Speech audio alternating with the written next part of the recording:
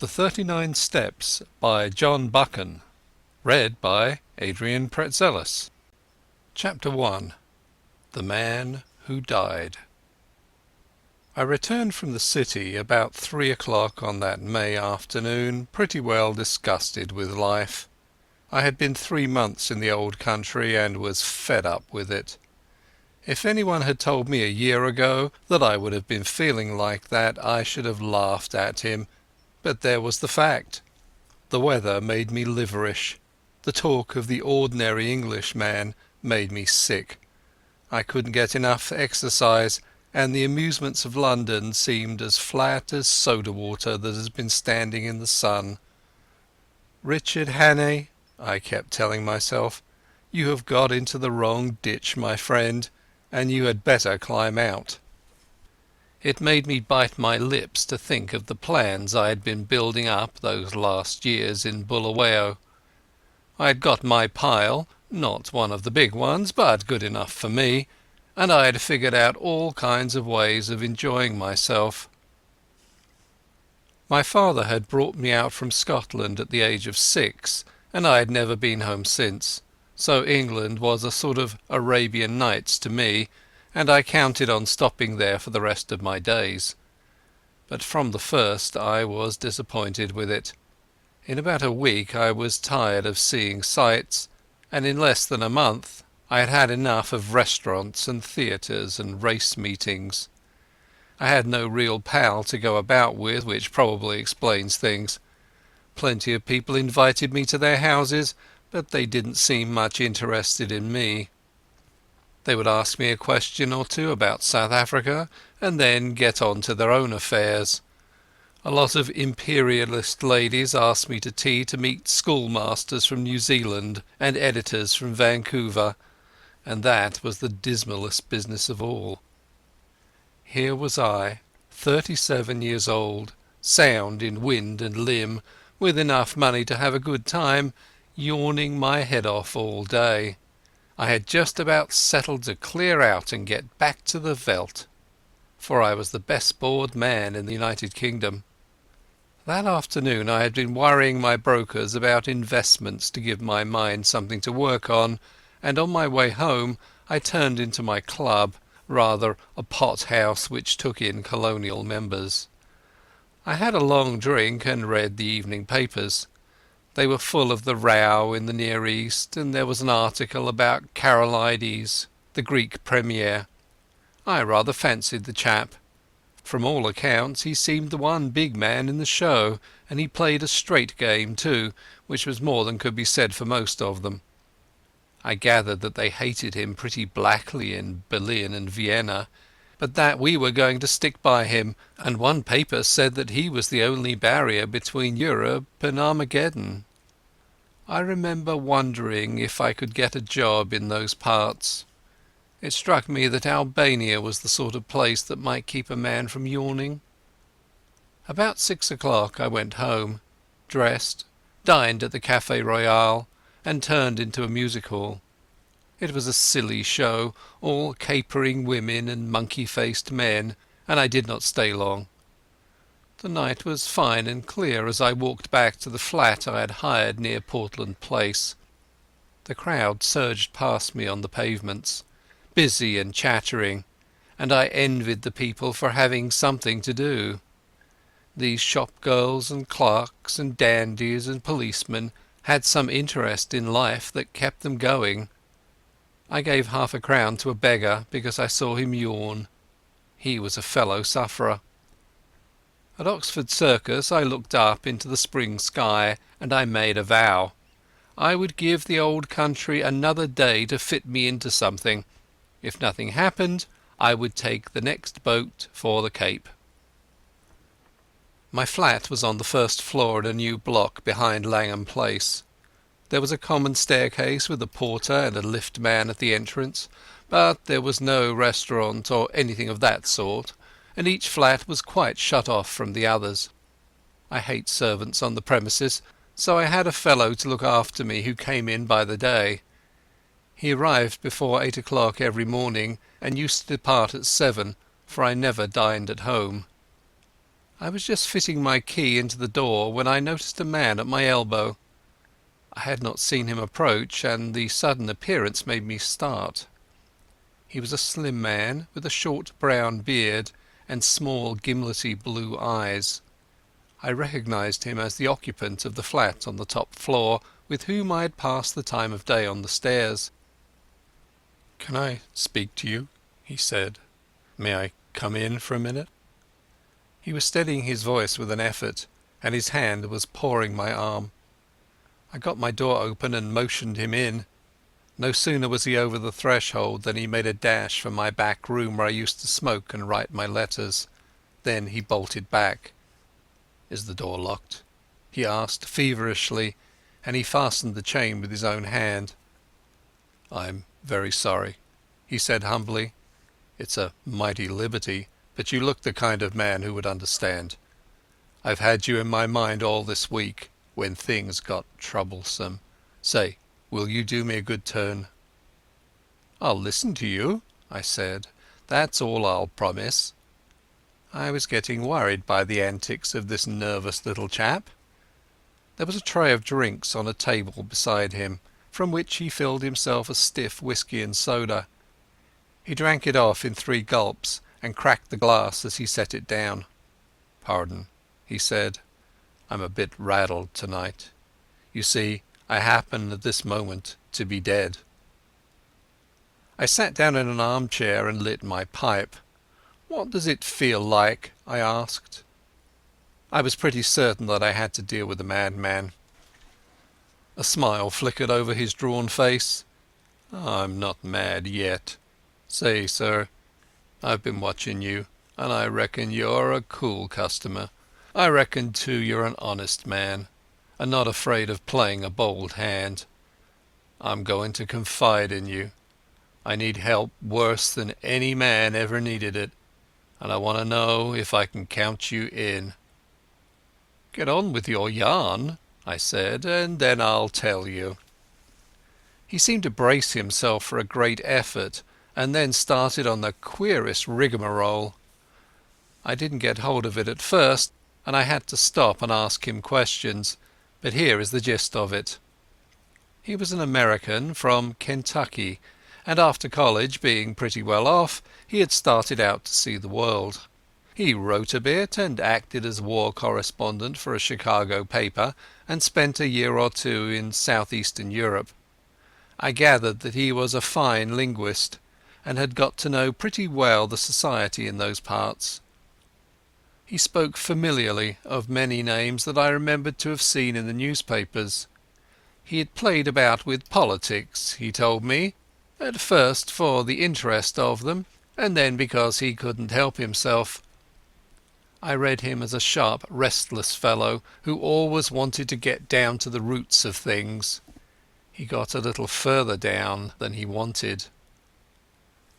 I'm giving you what he told me as well as I could make it out.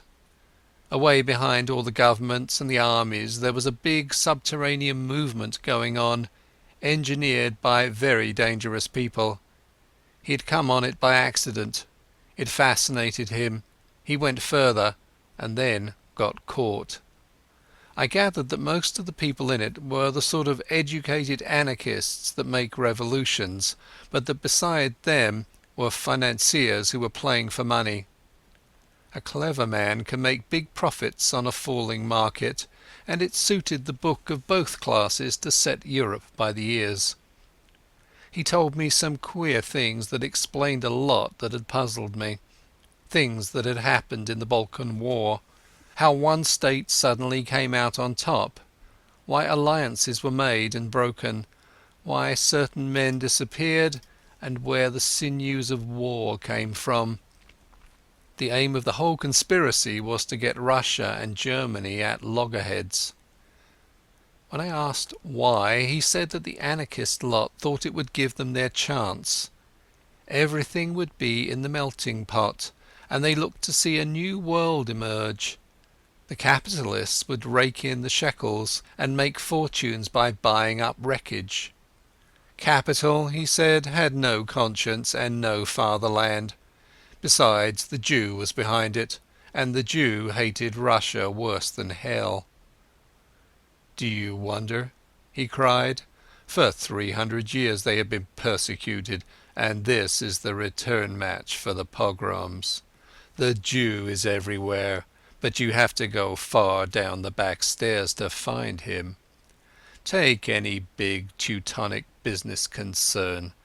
If you have dealings with it, the first man you meet is Prince von Unzu something, an elegant young man who talks Eton and Harrow English, but he cuts no ice. If your business is big, you get behind him and find a prognathous Westphalian with a retreating brow and the manners of a hog. He is the German businessman that gives your English papers the shakes. But if you're on the biggest kind of job and are bound to get to the real boss, 10 to 1 you are brought up against a little white-faced Jew in a bath chair with an eye like a rattlesnake. Yes, sir, he is the man who is ruling the world just now, and he has his knife in the empire of the Tsar because his aunt was outraged and his father flogged in some one-horse location on the Volga. I couldn't help saying that his Jew anarchists seemed to have got left behind a little. "Yes and no," he said. "They won up to a point, but they struck a bigger thing than money, a thing that couldn't be bought. The old elemental fighting instincts of man.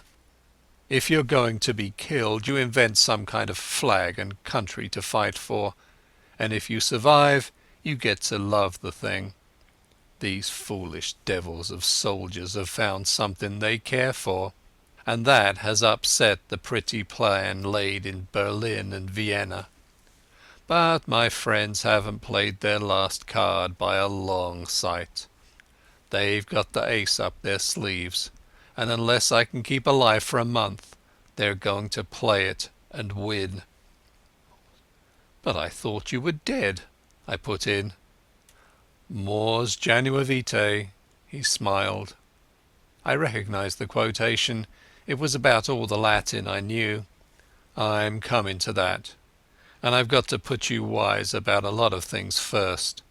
If you read your newspaper, I guess you know the name of Constantine Karolides."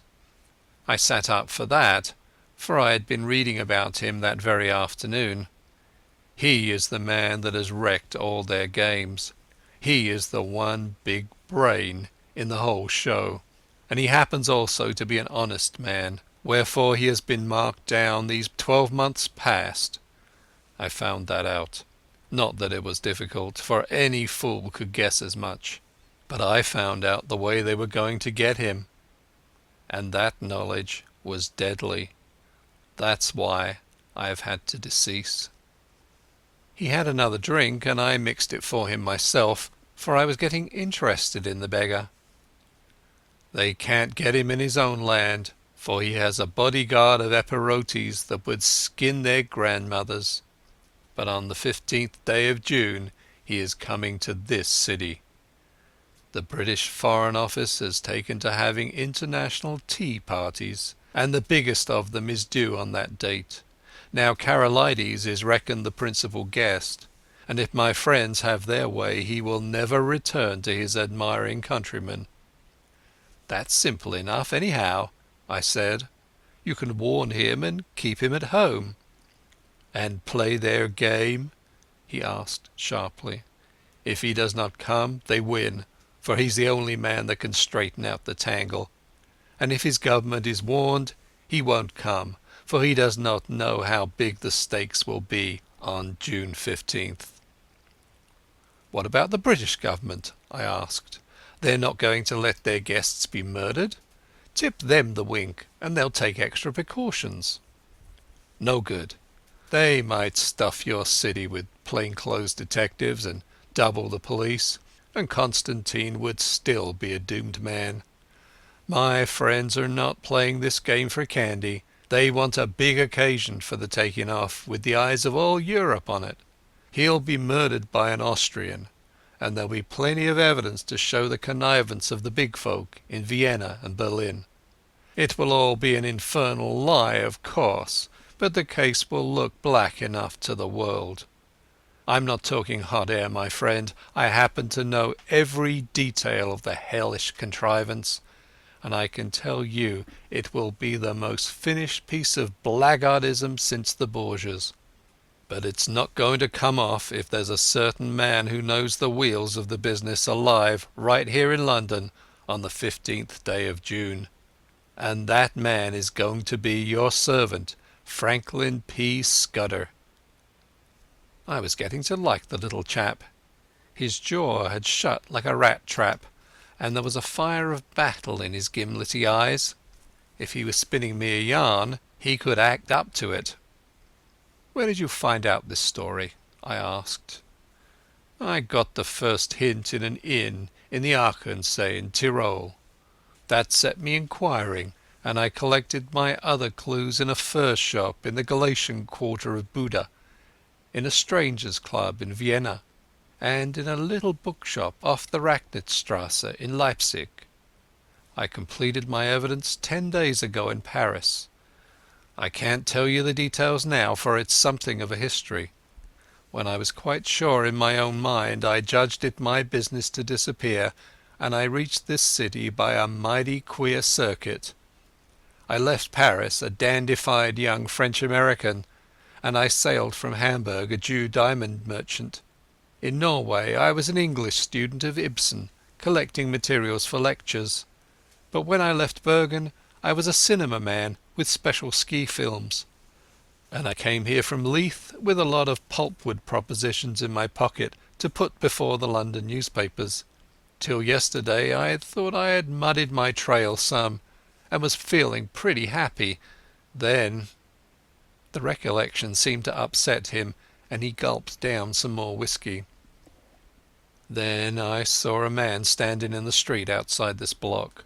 I used to stay close in my room all day, and only slip out after dark for an hour or two. I watched him for a bit from my window, and I thought I recognized him. He came in and spoke to the porter.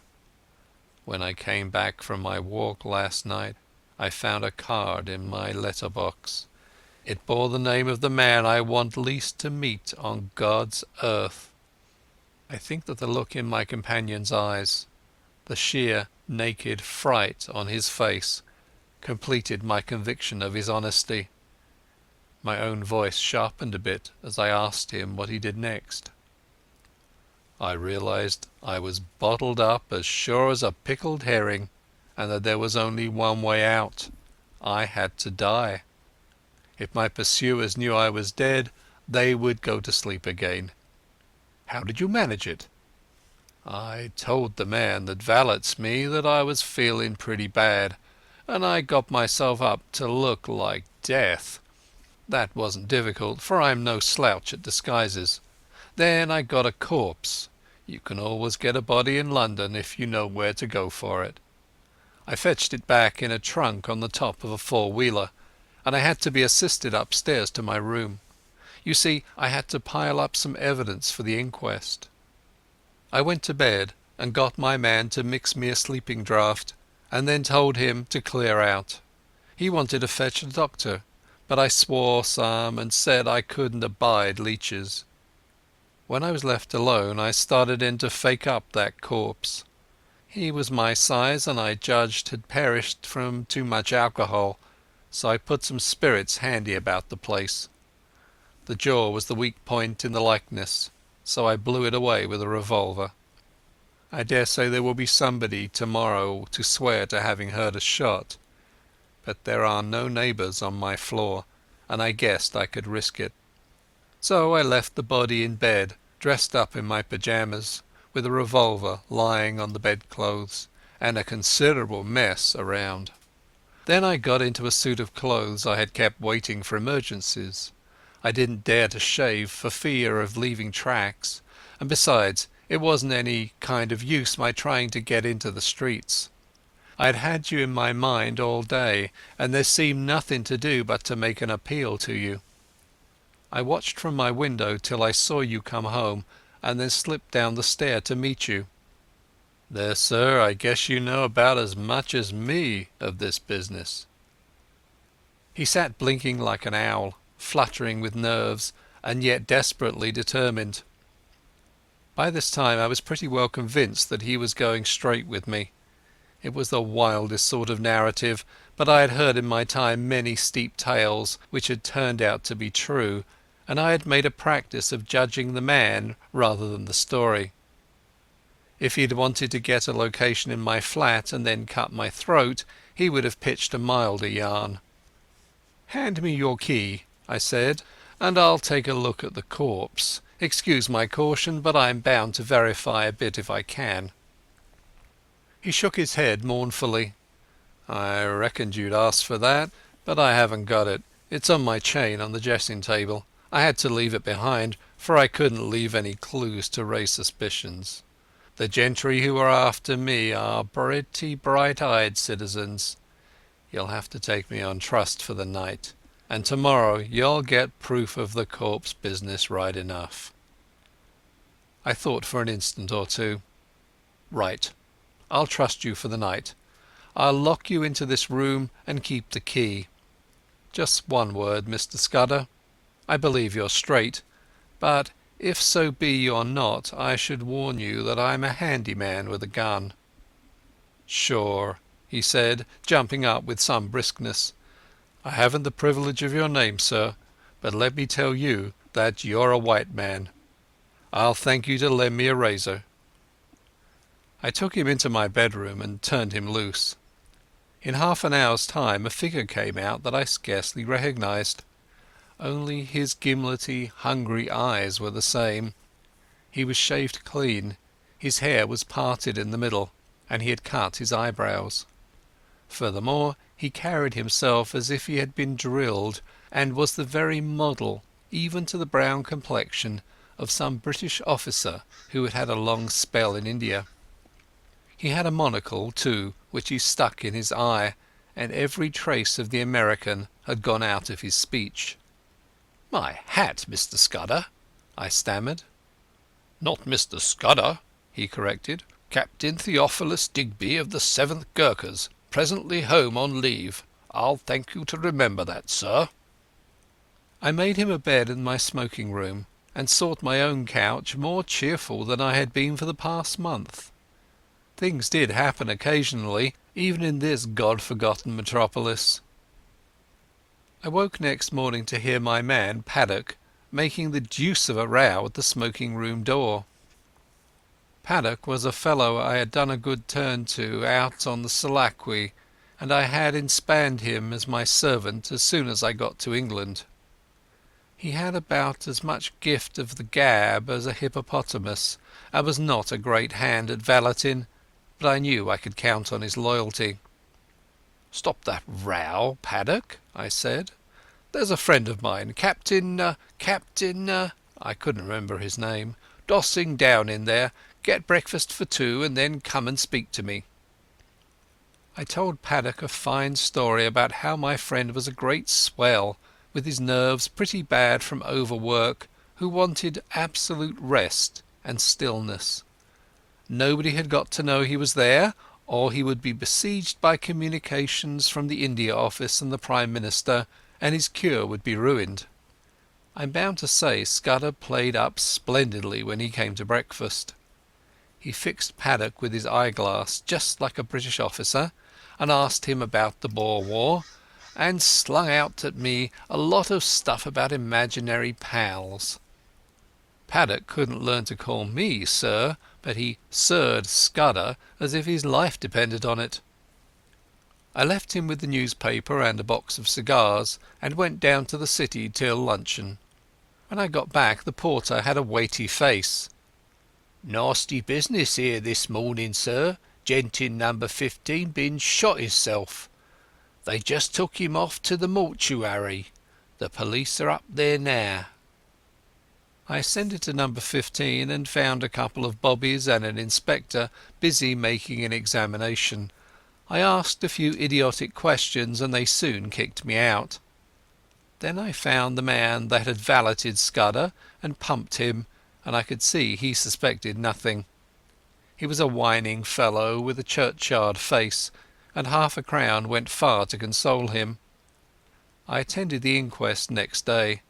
A partner of some publishing firm gave evidence that the deceased had brought him pulpwood propositions and had been, he believed, an agent of an American business. The jury found it a case of suicide while of unsound mind, and the few effects were handed over to the American consul to deal with. I gave Scudder a full account of the affair, and it interested him greatly. He said he wished he could have attended the inquest, for he reckoned it would be about as spicy as to read one's own obituary notice. The first 2 days he stayed with me in that back room he was very peaceful. He read and smoked a bit, and made a heap of jottings in a notebook, and every night we had a game of chess, at which he beat me hollow. I think he was nursing his nerves back to health, for he had had a pretty trying time. But on the third day I could see he was beginning to get restless. He fixed up a list of the days till June 15th, and ticked each off with a red pencil, making remarks in shorthand against them. I would find him sunk in a brown study, with his sharp eyes abstracted, and after these spells of meditation he was apt to be very despondent. Then I could see that he began to get edgy again. He listened for little noises, and was always asking me if Paddock could be trusted. Once or twice he got very peevish and apologized for it. I didn't blame him. I made every allowance, for he had taken on a fairly stiff job. It was not the safety of his own skin that troubled him, but the success of the scheme he had planned. That little man was clean pluck all through, without a soft spot in him. One night he was very solemn. "Say, Hannay," he said, "I judged I should let you a bit deeper into this business. I should hate to go out without leaving somebody else to put up a fight." And he began to tell me in detail what I had only heard from him vaguely. I did not give him very close attention. The fact is, I was more interested in his own adventures than in his high politics. I reckoned that Karolides and his affairs were not my business, leaving all that to him. So a lot that he said slipped clean out of my memory. I remember that he was very clear that the danger to Karolides would not begin till he had got to London, and would come from the very highest quarters, where there would be no thought of suspicion. He mentioned the name of a woman, Julia Czechenyi, as having something to do with the danger. She would be the decoy, I gathered, to get Karolides out of the care of his guards. He talked too about a black stone and a man that lisped in his speech, and he described very particularly somebody that he never referred to without a shudder, an old man with a young voice who could hood his eyes like a hawk. He spoke a good deal about death too. He was mortally anxious about winning through with his job, but he didn't care a rush for his life.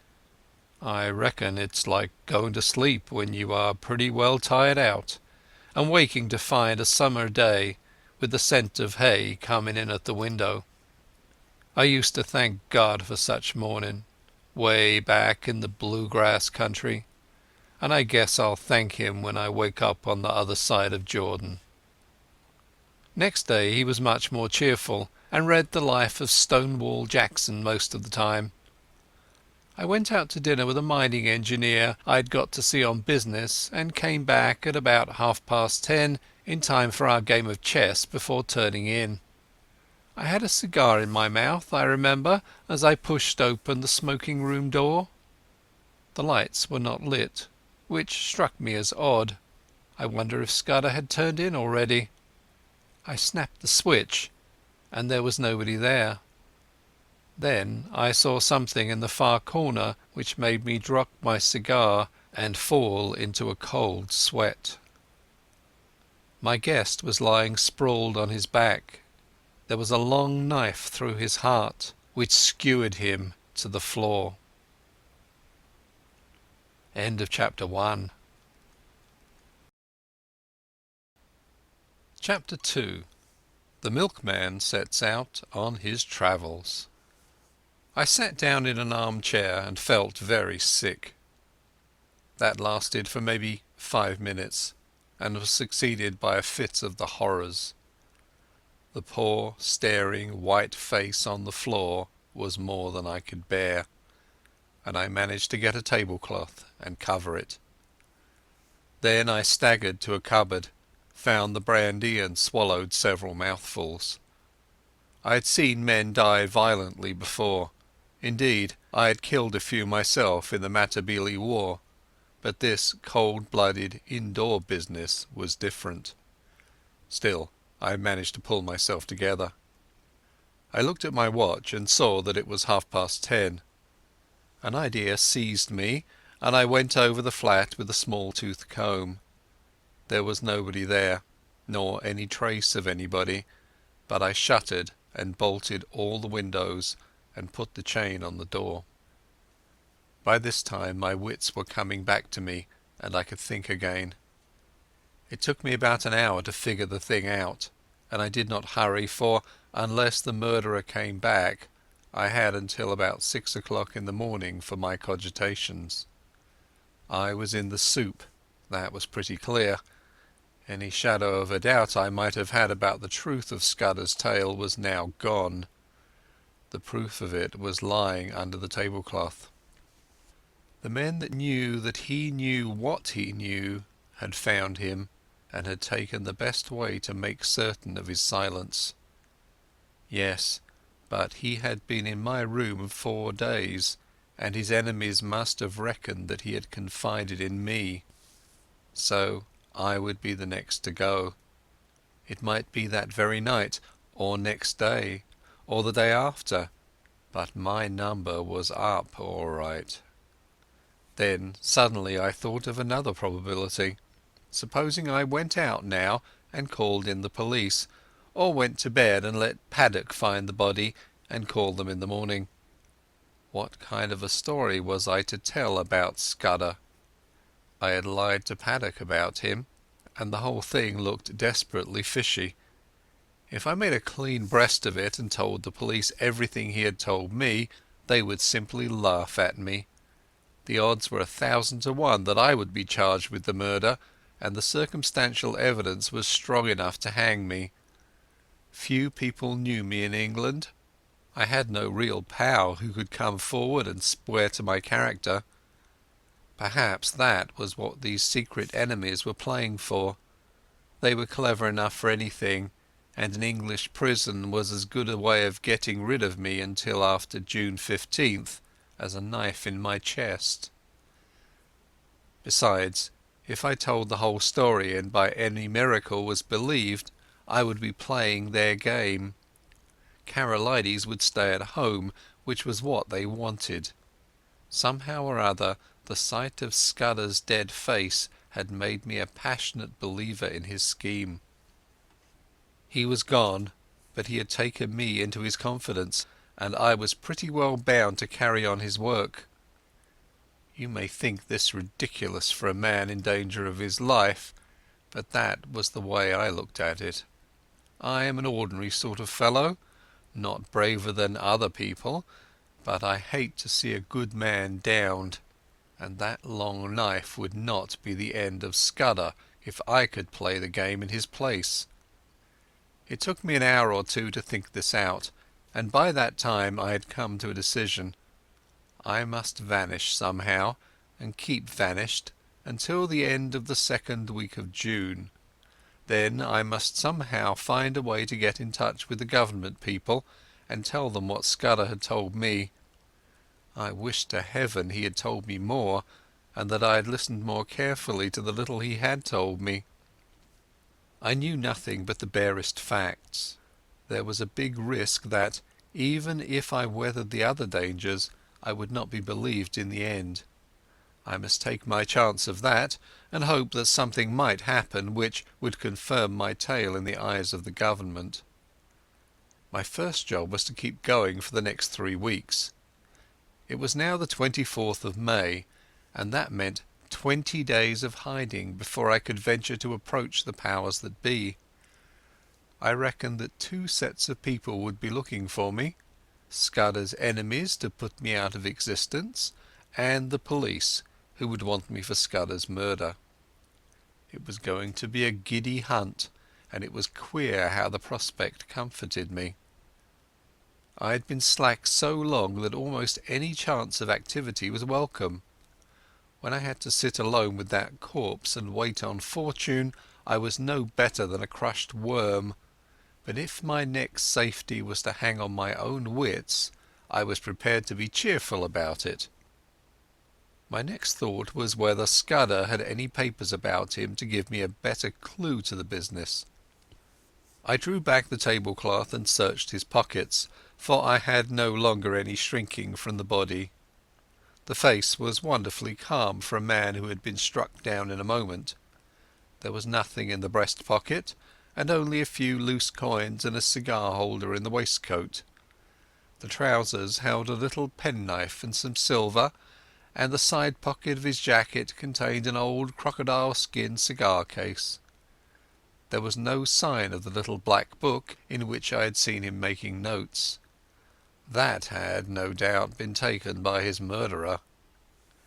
But as I looked up from my task, I saw that some drawers had been pulled out in the writing table. Scudder would never have left them in that state, for he was the tidiest of mortals. Someone must have been searching for something, perhaps for the pocket-book. I went round the flat and found that everything had been ransacked. The insides of books, drawers, cupboards, boxes, even the pockets of clothes in my wardrobe and the sideboard in the dining-room. There was no trace of the book. Most likely the enemy had found it, but they had not found it on Scudder's body. Then I got out an atlas and looked at a big map of the British Isles. My notion was to get off to some wild district where my Veldcraft would be of some use to me, for I would be like a trapped rat in a city. I considered that Scotland would be best, for my people were Scotch, and I could pass anywhere as an ordinary Scotsman. I had half an idea at first to be a German tourist, for my father had had German partners, and I had been brought up to speak the tongue pretty fluently, not to mention having put in 3 years prospecting for copper in German Damaraland. But I calculated that it would be less conspicuous to be a Scot, and less in a line with what the police might know of my past. I fixed on Galloway as the best place to go. It was the nearest wild place of Scotland, so far as I could figure it out, and from the look of the map was not over thick with population. A search in Bradshaw informed me that a train left St Pancras at 7:10, which would land me at a Galloway station in the late afternoon. That was well enough, but a more important matter was how I was to make my way to St Pancras, for I was pretty certain that Scudder's friends would be watching outside. This puzzled me for a bit. Then I had an inspiration, on which I went to bed and slept for 2 troubled hours. I got up at 4 and opened my bedroom shutters. The faint light of a fine summer morning was flooding the skies, and the sparrows had begun to chatter. I had a great revulsion of feeling, and felt a God-forgiven fool.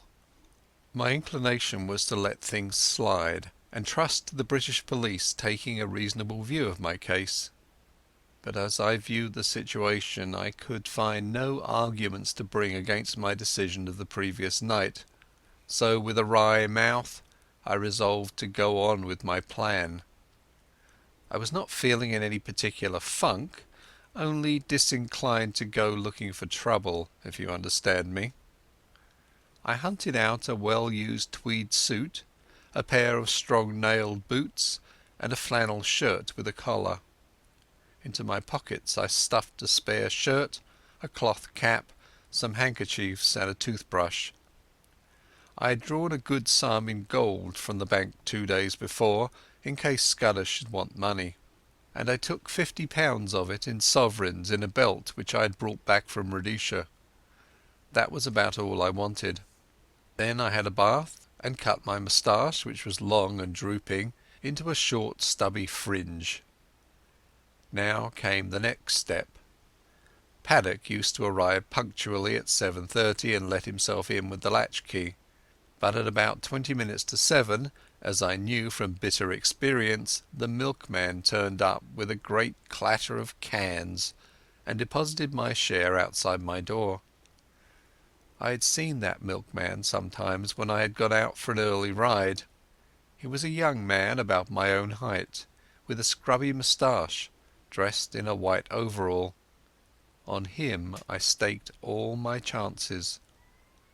I went into the darkened smoking room where the rays of morning light were beginning to creep through the shutters. There I breakfasted off a whisky and soda and some biscuits from the cupboard. By this time it was getting on to 6 o'clock. I put a pipe in my pocket and filled my pouch from the tobacco jar on the table by the fireplace. As I poked into the tobacco, my fingers touched something hard, and I drew out Scudder's little black pocket-book. That seemed to me a good omen.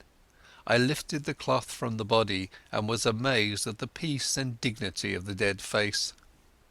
"Goodbye, old chap," I said. "I am going to do my best for you. Wish me well wherever you are." Then I hung about in the hall waiting for the milkman. That was the worst part of the business, for I was fairly choking to get out of doors. 6:30 passed, then 6:40, but still he did not come. The fool had chosen this day of all days to be late. At 1 minute after 7:15 I heard the rattle of the cans outside. I opened the front door, and there was my man, singling out my cans from a bunch he carried and whistling through his teeth. He jumped a bit at the sight of me. "Come in here for a moment," I said. "I want a word with you." And I led him into the dining room. "I reckon you're a bit of a sportsman," I said, "and I want you to do me a service. Lend me your cap and overall for 10 minutes, and here's a sovereign for you." His eyes opened at the sight of the gold, and he grinned broadly. "What's the game?" he asked. "A bet," I said. "I haven't time to explain, but to win it I've got to be a milkman for the next 10 minutes. All you've got to do is to stay here till I come back. You'll be a bit late, but nobody will complain, and you'll have that quid for yourself." "Right-o," he said cheerily. "I ain't the man to spoil a bit of sport. Here's the rig, governor." I stuck on his flat blue cap and his white overall, picked up the cans, banged my door, and went whistling downstairs. The porter at the foot told me to shut my jaw, which sounded as if my make-up was adequate. At first I thought there was nobody in the street. Then I caught sight of a policeman 100 yards down, and a loafer shuffling past on the other side. Some impulse made me raise my eyes to the house opposite, and there at a first-floor window was a face. As the loafer passed he looked up, and I fancied a signal was exchanged. I crossed the street, whistling gaily and imitating the jaunty swing of the milkman. Then I took the first side street and turned up a left-hand turning which led past a bit of vacant ground. There was no one in the little street, so I dropped the milk cans inside the hoarding and sent the hat and coverall after them. I'd only just put on my cloth cap when a postman came round the corner. I gave him a good morning, and he answered me unsuspiciously. At the moment the clock of a neighbouring church struck the hour of 7. There was not a second to spare. As soon as I got to Euston Road I took to my heels and ran. The clock at Euston Station showed 5 minutes past the hour. At St Pancras I had no time to take a ticket, let alone that I had not settled upon my destination. A porter told me the platform, and as I entered it I saw the train already in motion. 2 station officials blocked the way, but I dodged them and clambered into the last carriage. 3 minutes later, as we were roaring through the northern tunnels, an irate guard interviewed me. he wrote out for me a ticket to Newton Stewart, a name which had suddenly come back to my memory, and he conducted me from the first-class compartment where I had ensconced myself to a third-class smoker, occupied by a sailor and a stout woman with a child. He went off grumbling, and as I mopped my brow I observed to my companions in my broadest Scots that it was a sore job catching trains. I had already entered upon my part. "The impudence of that guard," said the lady bitterly. "He was complaining o' this wean no haeing a ticket, and her no further than August 12th, and he was objecting to this gentleman spitting." The sailor morosely agreed, and I started my new life in an atmosphere of protest against authority. I reminded myself that a week ago I had been finding the world dull. End of chapter 2.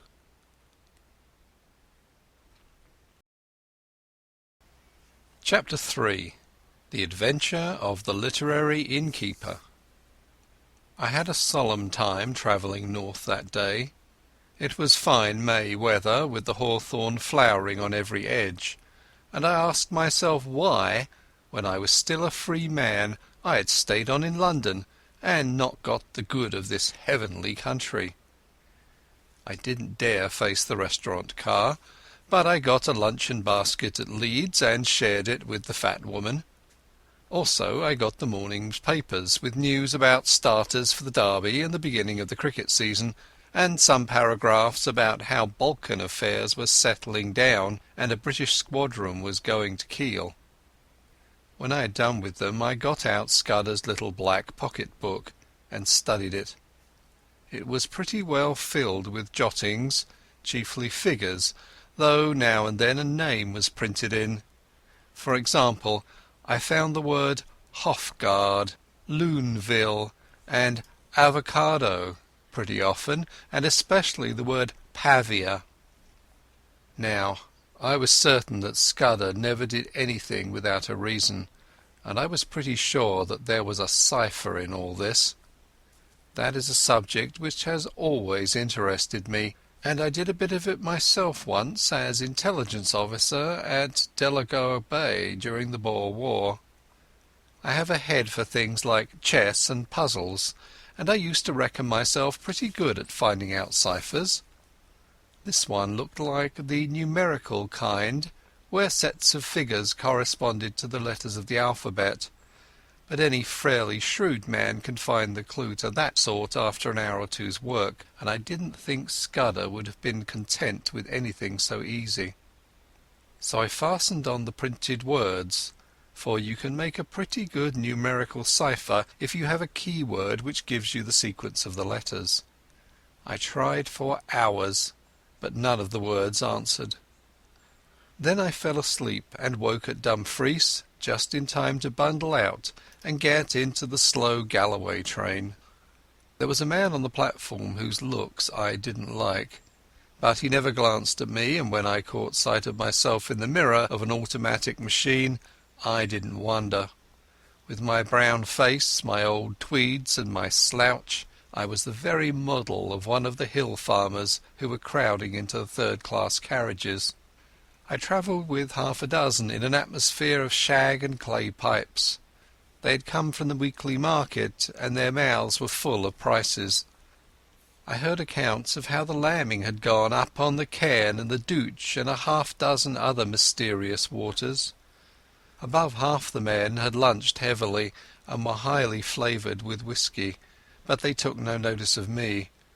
We rumbled slowly into a land of little wooded glens, and then to a great wide moorland place, gleaming with lochs and high blue hills showing northwards. About 5 o'clock the carriage had emptied, and I was left alone, as I'd hoped. I got out at the next station, a little place whose name I scarcely noted, set right in the heart of a bog. It reminded me of one of those forgotten little stations in the Karoo. An old station master was digging in his garden, and with his spade over his shoulder sauntered to the train, took charge of a parcel and went back to his potatoes. A child of 10 received my ticket, and I emerged on a white road that straggled over the brown moor. It was a gorgeous spring evening, with every hill showing as clear as a cut amethyst. The air had the queer rooty smell of bogs, but it was as fresh as mid-ocean, and it had the strangest effect on my spirits. I actually felt light-hearted. I might have been a boy out for a spring holiday tramp, instead of a man of 37 very much wanted by the police. I felt just as I used to feel when I was starting for a big trek on a frosty morning on the high veldt. If you believe me, I swung along that road whistling. There was no plan of campaign in my head, only just to go on in this blessed, honest-smelling hill country, for every mile put me in better humour with myself. In a roadside planting I cut a walking stick of hazel, and presently struck off the highway by a bypath which followed the glen of a brawling stream. I reckoned that I was still far ahead of any pursuit, and for that night might please myself. It was some hours since I had tasted food, and I was getting very hungry when I came to a herd cottage set in a nook beside a waterfall. A brown-faced woman was standing by the door, and greeted me with the kindly shyness of moorland places. When I asked for a night's lodging, she said I was welcome to the bed in the loft, and very soon she set before me a hearty meal of ham and eggs, scones, and thick sweet milk. At the darkening her man came in from the hills, a lean giant who in one step covered as much ground as 3 paces of ordinary mortals. They asked no questions, for they had the perfect breeding of all dwellers in the wilds, but I could see that they set me down as some kind of dealer, and I took some trouble to confirm their view.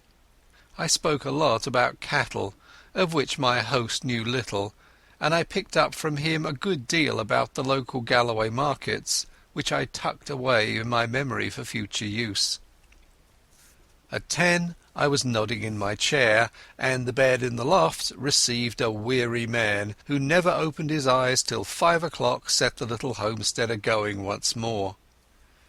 They refused any payment, and by 6 I had breakfasted and was striding southwards again.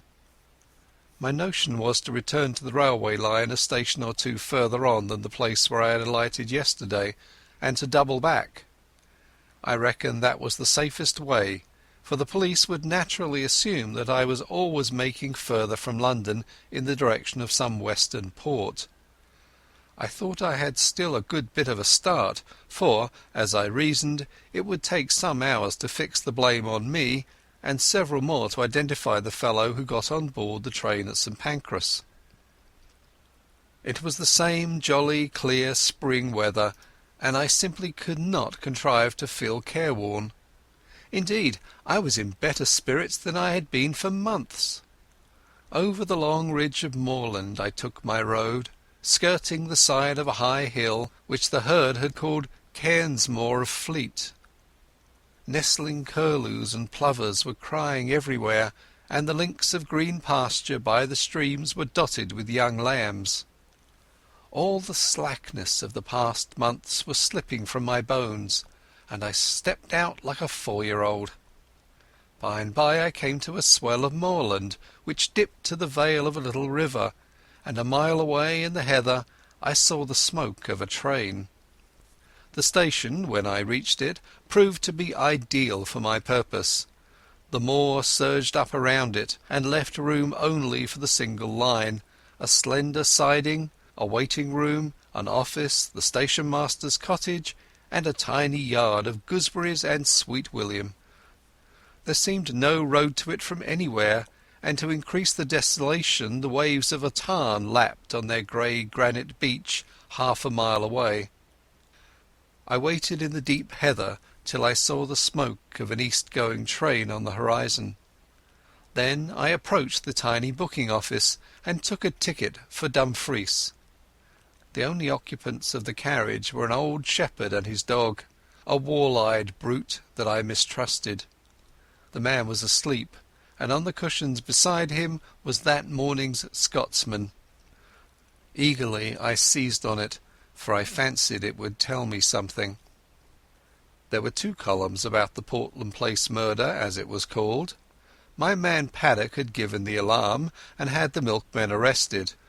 Poor devil, it looked as if the latter had earned his sovereign hardly.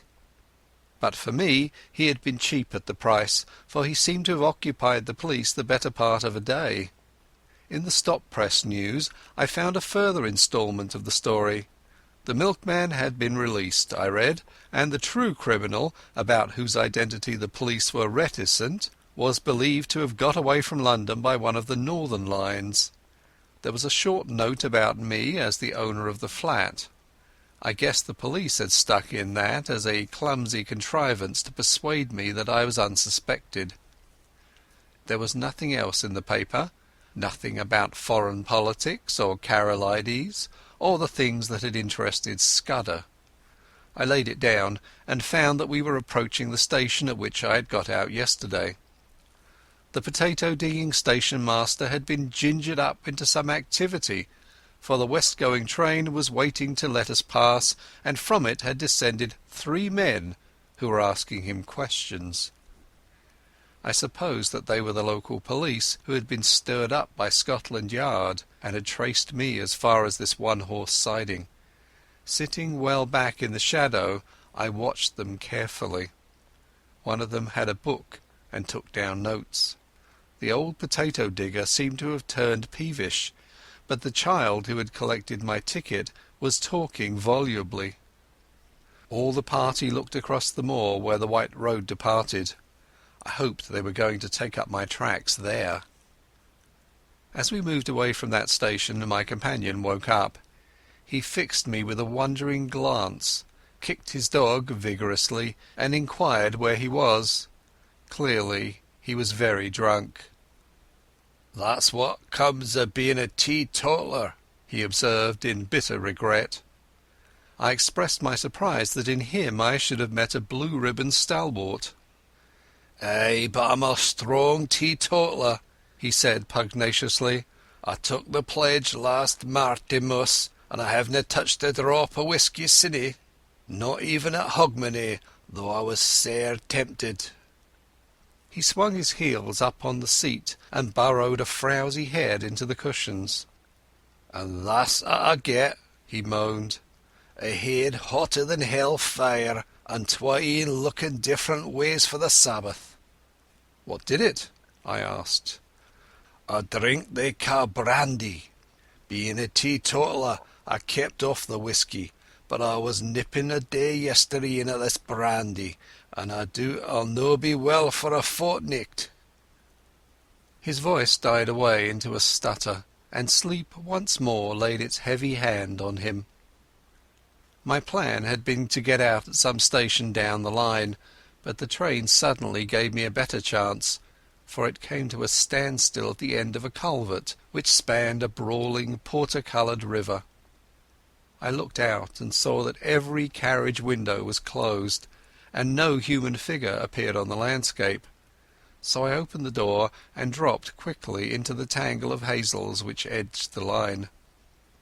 It would have been all right but for that infernal dog.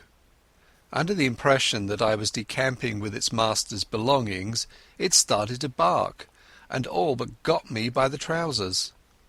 This woke up the herd, who stood bawling at the carriage door in the belief that I had committed suicide. I crawled through the thicket, reached the edge of the stream, and in cover of the bushes put 100 yards or so behind me. Then from my shelter I peered back and saw that the guard and several passengers gathered round the open carriage door and stared in my direction. I could not have made a more public departure if I had left with a bugler and a brass band. Happily the drunken herd provided a diversion. He and his dog, which was attached by a rope to his waist, suddenly cascaded out of the carriage, landed on their heads on the track, and rolled some way down the bank towards the water. In the rescue which followed, the dog bit somebody, for I could hear the sound of hard swearing. Presently they had forgotten me, and when, after a quarter of a mile's crawl, I ventured to look back, the train had started again and was vanishing in the cutting. I was in a wide semicircle of moorland, with the brown river as radius and the high hills forming the northern circumference. There was not a sign or sound of a human being, only the plashing water and the odd interminable crying of curlews. Yet, oddly enough, for the first time I felt the terror of the hunted on me. It was not the police that I thought of, but the other folk who knew that I knew Scudder's secret and dared not let me live. I was certain that they would pursue me with a keenness and vigilance unknown to the British law, and that once their grip closed on me I should find no mercy. I looked back and there was nothing in the landscape. The sun glinted on the metals of the line and the wet stones in the stream, and you could not have found a more peaceful sight in the world. Nevertheless, I started to run. Crouching low in the runnels of the bog, I ran till the sweat blinded my eyes. The mood did not leave me till I had reached the rim of mountain and flung myself panting on a ridge high above the young waters of the brown river. From my vantage ground I could scan the whole moor right away to the railway line and to the south of it where the green fields took the place of heather. I have eyes like a hawk, but I could see nothing moving in the whole countryside. Then I looked east, beyond the ridge, and saw a new kind of landscape, shallow green valleys with plentiful fir plantations, and the faint lines of dust which spoke of high roads. Last of all I looked into the blue May sky, and there I saw that which set my pulses racing. Low down in the south a monoplane was climbing into the heavens. I was certain, as if I had been told, that that aeroplane was looking for me and that it did not belong to the police. For an hour or two I watched it from a pit of heather. It flew low along the hilltops and then in narrow circles back over the valley up which I had come. Then it seemed to change its mind, rose to a great height and flew away back to the south. I did not like this espionage from the air, and I began to think less well of the countryside I had chosen for a refuge. These heather hills were no sort of cover if my enemies were in the sky, and I must find a different kind of sanctuary. I looked with more satisfaction to the green country beyond the ridge, for there I should find woods and stone houses. About 6 in the evening I came out of the moorland to a white ribbon of road which wound up the narrow vale of a lowland stream. As I followed it, fields gave place to bent, the glen became a plateau, and presently I had reached a kind of pass where a solitary house smoked in the twilight. The road swung over a bridge, and leaning on the parapet was a man. He was smoking a long clay pipe and studying the water with spectacled eyes. In his left hand was a small book with a finger marking the place. Slowly he repeated, "As when a griffin through the wilderness, with winged step o'er hill and moory dale, pursues the Arimaspian." He jumped round as my step rung on the keystone, and I saw a pleasant, sunburnt, boyish face. "Good evening to you," he said gravely. "It's a fine night for the road." The smell of wood smoke and of some savoury roast floated to me from the house. "Is that place an inn?" I asked. "At your service," he said politely. "I am the landlord, sir, and I hope you will stay the night, for to tell you the truth, I have had no company for a week." I pulled myself up on the parapet of the bridge and filled my pipe. I began to detect an ally. "You're young to be an innkeeper," I said. "My father died a year ago and left me the business. I lived there with my grandmother. It's a slow job for a young man, and it wasn't my choice of a profession." "Which was?" He actually blushed. "I want to write books," he said. "And what better chance could you ask?" I cried. "Man, I've often thought that an innkeeper would make the best storyteller in the world." "Not now," he said eagerly. "Maybe in the old days when you had pilgrims and ballad makers and highwaymen and mail coaches on the road, but not now. Nothing comes here but motor cars full of fat women who stop for lunch, or a fisherman or two in the spring, and the shooting tenant in August. There's not much material to be got out of that. I want to see life, to travel the world, and write things like Kipling and Conrad. The most I've done yet is to get some verses printed in Chambers' Journal." I looked at the inn, standing golden in the sunset against the wine-red hills. "I've knocked a bit about the world, and I wouldn't despise such a hermitage. Do you think that adventure is found only in the tropics or among gentry in red shirts? Maybe you're rubbing shoulders with it at this moment." "That's what Kipling says," he said, his eyes lightening, and he quoted some verse about romance being up the 9:15. "Here's a true tale for you then," I cried, "and a month's hence you can make a novel out of it." Sitting on the bridge in the soft May gloaming, I pitched him a lovely yarn. It was true in essentials too, though I altered the minor details. I made out that I was a mining magnate from Kimberley who had had a lot of trouble with IDB, illicit diamond buying, and had shown up a gang. They had pursued me across the ocean and had killed my best friend and were now on my tracks. I told the story well, though I say it who shouldn't. I pictured a flight across the Kalahari to German Africa, the crackling, parching days, the wonderful blue velvet nights.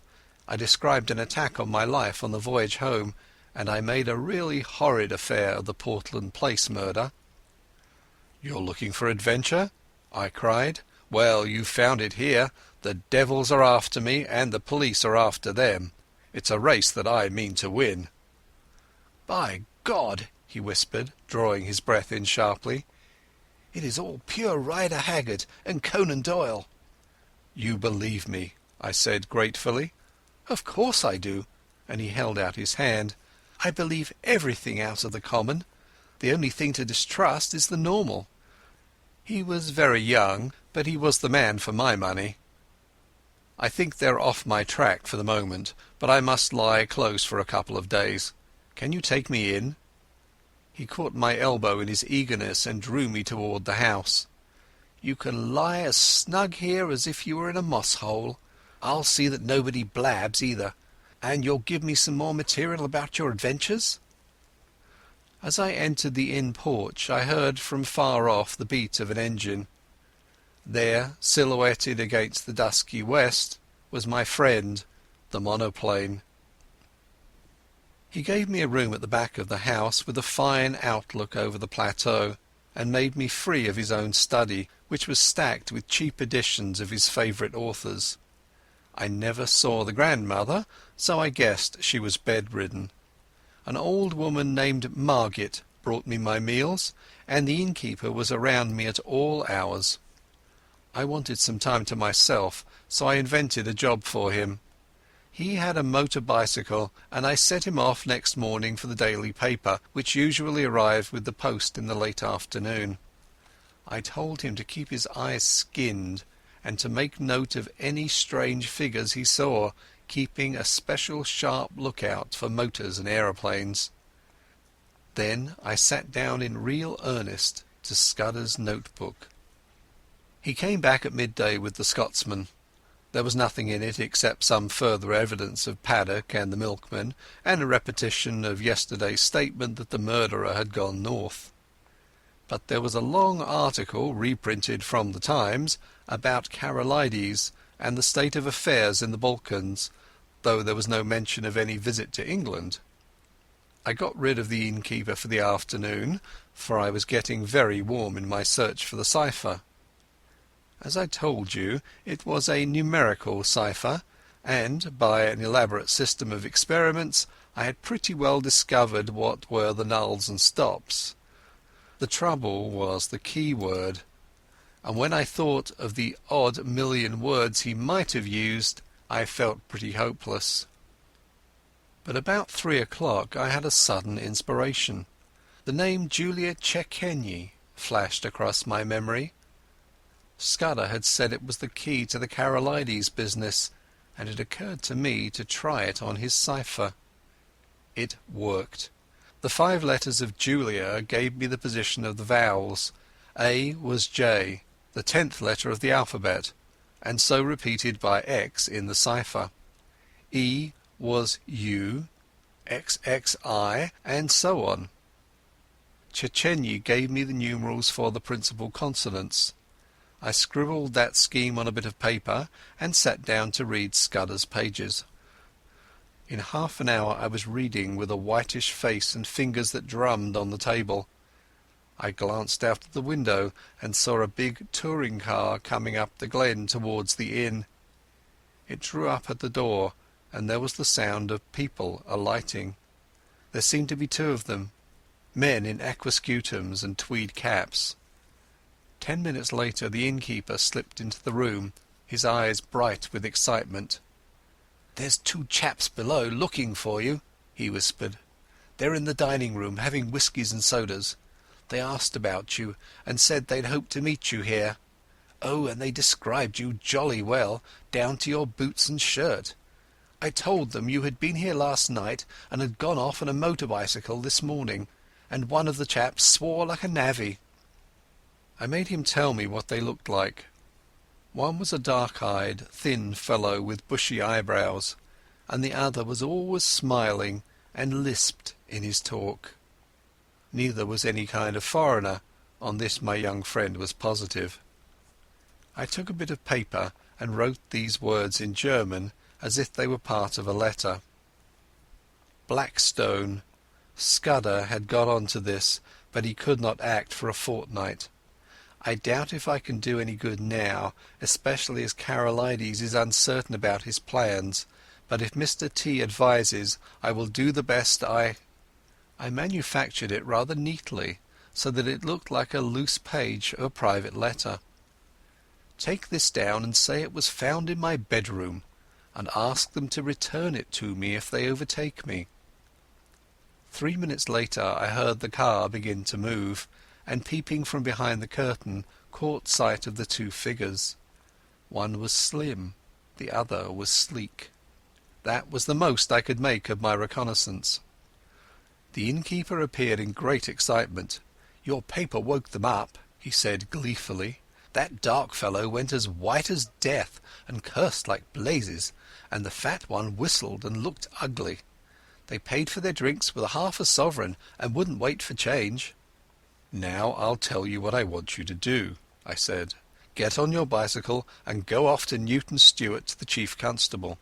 Describe the 2 men, and say you suspect them of having something to do with the London murder. You can invent reasons. The 2 will come back, no fear. Not tonight, for they'll follow me 40 miles along the road, but first thing tomorrow morning. Tell the police to be here bright and early." He set off like a docile child while I worked at Scudder's notes. When he came back we dined together, and in common decency I had to let him pump me. I gave him a lot of stuff about lion hunts and the Matabele War, thinking all the while what tame business these were compared with this I was now engaged in.